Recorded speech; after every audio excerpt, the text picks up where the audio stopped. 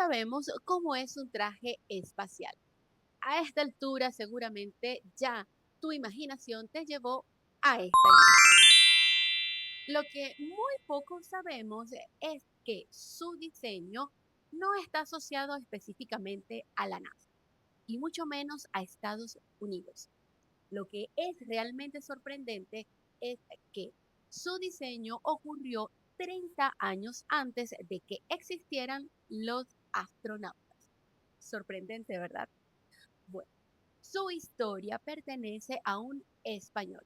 Si esta historia te parece interesante, quédate para que descubras un poco más sobre la vida de Emilio Herrera.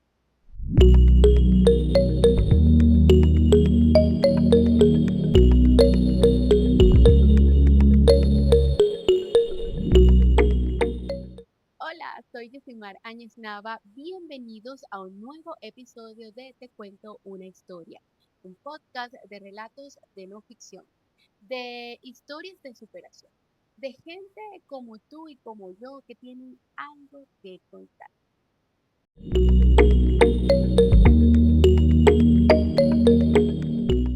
Como todas las historias con las que me he topado en internet, la de Emilio también es fascinante.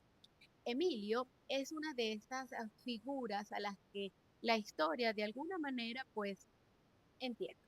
Tanto así que en España se han dedicado a rescatar un poco más sobre su obra y sobre su legado en el mundo entero. Emilio nació en Granada en 1879. Le apasionaba la ciencia, pero sobre todo le fascinaba el cielo. Mientras muchos soñaban con construir mejores aviones, él ya se preguntaba qué había después. Se convirtió en militar, ingeniero y piloto, y terminó siendo uno de los grandes pioneros de la aeronáutica española. A comienzos de los años 30, Emilio participaba en un proyecto muy ambicioso. Querían llegar hasta la estratosfera en un globo. El problema era que el cuerpo humano no estaba preparado para soportar esas condiciones. Había poco oxígeno y el frío era extremo. Y cada metro de ascenso hacia el viaje era más peligroso. Entonces ocurrió algo. Emilio dejó de pensar en el globo y empezó a pensar en la persona. Se dijo, ¿cómo puedo proteger a una persona en un momento cuando el oxígeno ya no puede hacerlo? Y esa pregunta lo llevó a una idea extraordinaria. Así que durante años trabajó en un traje capaz de llevar a cualquier persona a más de 20.000 metros de altura.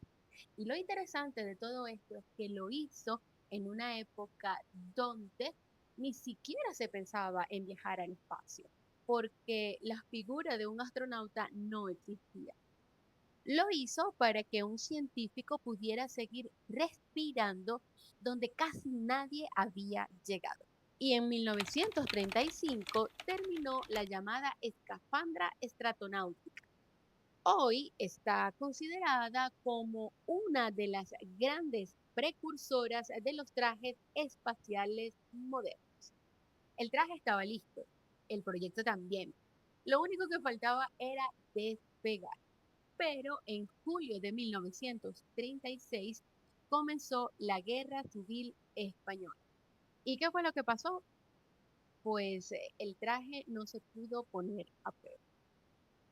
Entonces, aquel invento tan maravilloso quedó atrapado en uno de los momentos más difíciles de la historia de España. Durante ese periodo, Emilio fijó posición como republicano y más adelante esa decisión que tomó lo llevó al exilio. Incluso se dice que en el exilio Emilio fue contactado por un equipo de la NASA para trabajar en conjunto con lo que hoy se conoce como los trajes espaciales. Eso ocurriría en aquella época cuando la NASA tenía proyectado viajar hacia el espacio.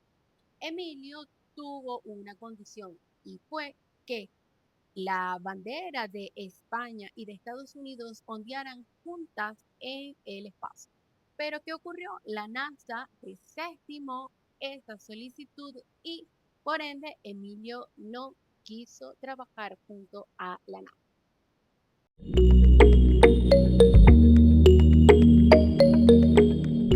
Hay personas que cambian la historia con un gran descubrimiento y otras que las cambian haciéndose una buena pregunta. Emilio Herrera pertenecía a ese grupo. Nunca viajó al espacio, pero ayudó a imaginar cómo podríamos llegar hasta él. Y por eso, aunque durante muchos años casi nadie pronunciara su nombre, hoy su historia merece volver a contarse.